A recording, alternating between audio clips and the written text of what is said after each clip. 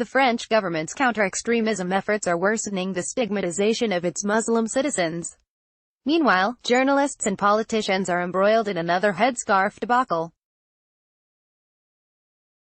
But the story starts some time before a far-right politician orders a woman to take off her veil on a school trip. Fatima had not planned to be at the council meeting in Dijon that Friday.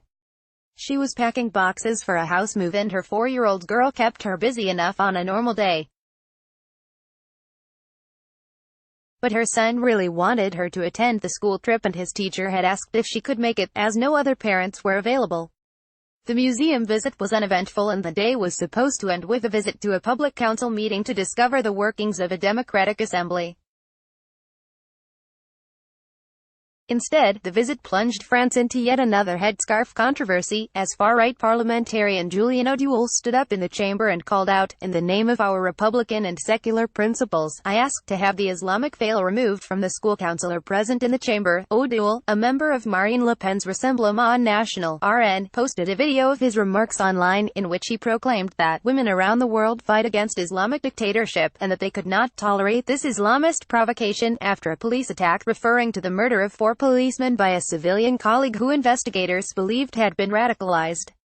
The video, which has already garnered millions of views, shows Fatima trying to comfort her crying son as the assembly descends into disarray. In an interview with the Collective Against Islamophobia in France, CCIF, Fatima said she tried to stay calm for the children, who were distressed, but that when her son began crying she could not remain any longer. "I did not want to break down in front of the children, so I left."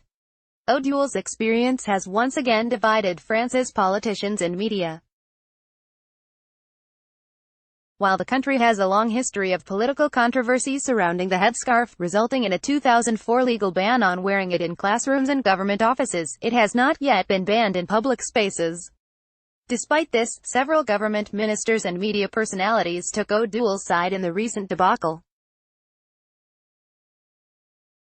Deputy editor of French newspaper Le Figaro, Yves Thréard, staunchly supported Auduel's statement, saying he was totally against the headscarf being worn in public spaces, and that Islamophobia didn't exist. He claimed that he gets off the bus if he sees a veiled woman on it. Jean-Michel Blanquer, Minister for Education, condemned Auduel too. However, he added, "The headscarf is not encouraged in our society. It is not forbidden, but it should not be encouraged." Others have criticized Auduel openly, such as government spokeswoman Sabeth Ndiaye, who said having such mothers take part in outings was positive. As a mother in a high-immigrant Parisian suburb, she said, "The outings I took part in were always a rather positive moment because women like me and women with headscarves who don't necessarily live in the same worlds can come together and exchange." There has also been pushback to his comments from academics, artists, film directors, actors and journalists. In an open letter published on Tuesday in the Le Monde, 90 people, including actor Omar Sy and journalist Alain Gresh, called on Macron to condemn the RN politician. The letter stressed that it was unacceptable for people to be subjected to insults and racism due to their religious affiliation, calling on the president to take action against the lawmakers' controversial act. The letter also stated that the far right in France had turned hate towards Muslims into a propaganda tool, and that both on the right and the left of the political spectrum, France's secular values, laïcité was used to discriminate against Muslim women. According to the letter, Blanquer's past remarks on headscarves proved there was discrimination by top-level state figures.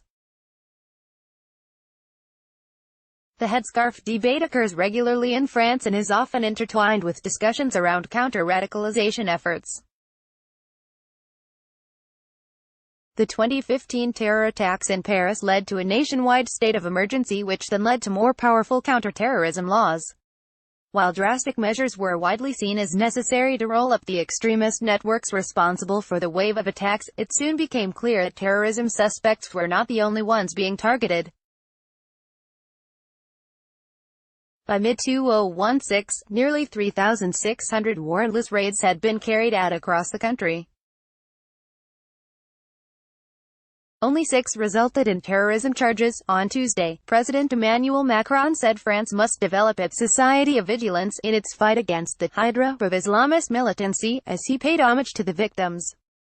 Interior Minister Christophe Castaner followed this by calling for immediate reporting of any individuals showing signs of radicalization.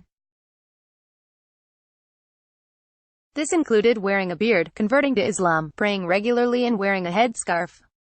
The hashtag Excel sheet received by a professor showing potential signs of radicalization. One professor at the University of Sergi took to Twitter to show the Excel sheet he was expected to use, which asked him to identify weak signals of radicalization through student behaviors, which included not drinking alcohol or eating pork anymore, being absent during prayer times, and starting to eat all forbidden foods.